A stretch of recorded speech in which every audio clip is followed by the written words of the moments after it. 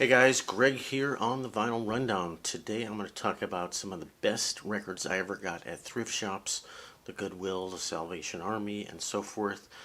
And this little challenge was inspired by a guy on YouTube called the Cheap and Cheerful Record Collector. He issued this contest in honor of his 800 subscribers.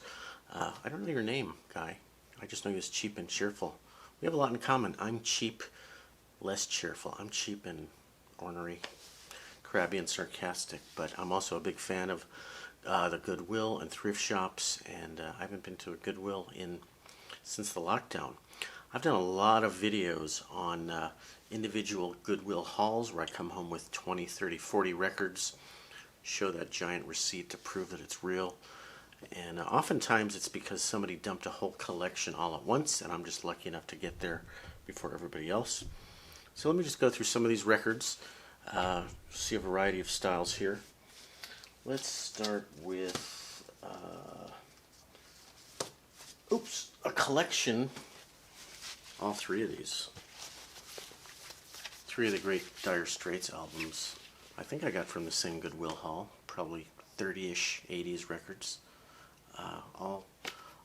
All great sounding records. People love Dire Straits, also love the audio production quality and the guitar playing of Mark Knopfler. Love Over Gold, Dire Straits Live Alchemy, Brothers in Arms. Check out the cool Dobro resonator guitar. Okay. Caution, there will be some jazz here. There'll be a lot of jazz.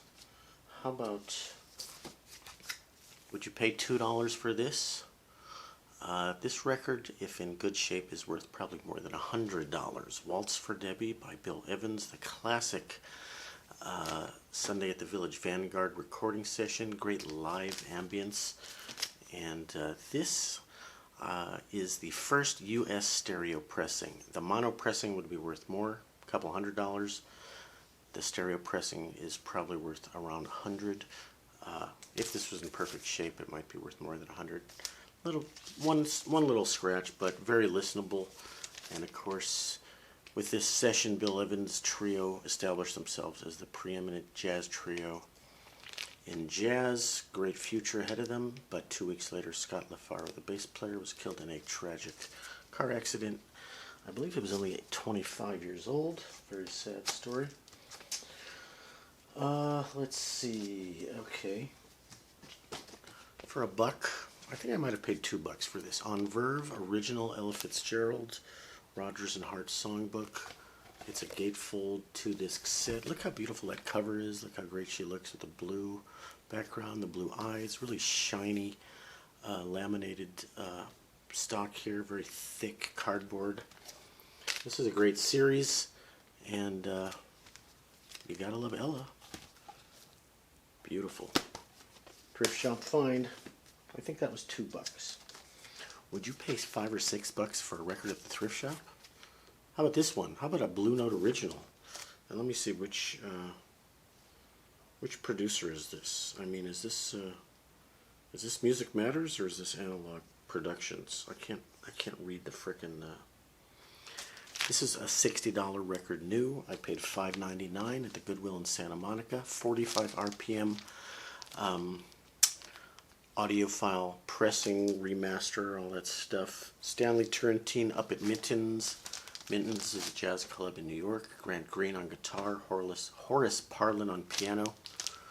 And this is an unbelievable find for $5.99. Only in Los Angeles you're going to find something like this. Now, the bizarre thing is, I did a whole video on the experience of buying this, but I found this by itself, but the guy in front of me had 3 or 4 of the same stack of Blue Notes. He had the Art Blakey and Horace Silver, and he left the up at Mittens. That was cool. Picked it up. $5.99 for a record that retails for $60. Okay, $1 or $2. Milt Jackson, the great vibes player on CTI Records. CTI was a label from the 70s, very slick production. You got Ron Carter, Herbie Hancock, Billy Cobham, some great kind of I don't want to say easy listening, but smoothish, not smooth jazz, but smoothly produced. Anything on the CTI label, Creed Taylor's label. I think that was $1 or $2. Here's a very bizarre record. Very rare to find something like this. This is the Salvation Army. All electronic music. I think that's from the 60s. Let's see, who do we even recognize on here? There's such Walter Carlos, now known as Wendy Carlos, probably the most famous keyboardist in one of the most famous synth players of all time. Just weird synth stuff. Great op art cover. Electronic music. How about some rock and roll for you rockers? Found this at the Goodwill. I think it was $1. MC5. I think they're from Detroit, right? Promo copy. Were they the Kick Out the Jams band? They're one of those hardcore, punky, alternative bands. Cool find for $1 at the Goodwill.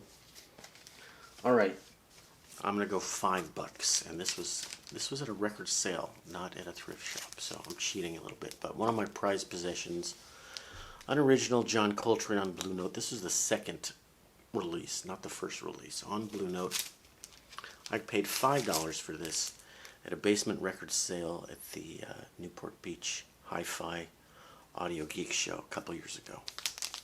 One of the greatest covers in all of jazz, one of the greatest records on Blue Note. One of my prized possessions. Oh, I got it sealed, so I'm not going to open it. But look at that photo. You guys all know that record, but how many of you got it for $5? Let's change gears to a book. How about a big book? How about a huge book? Okay, this is a freaking huge book. Doesn't even fit on frame. Jazz Life by William Clayton on Taschen. Great photography book label, imprint company. What do they call themselves? Publishers. One of the great collections of black and white jazz photography. Oh, this thing's so heavy. I can't even lift it. This needs to be on one of those dictionary stands.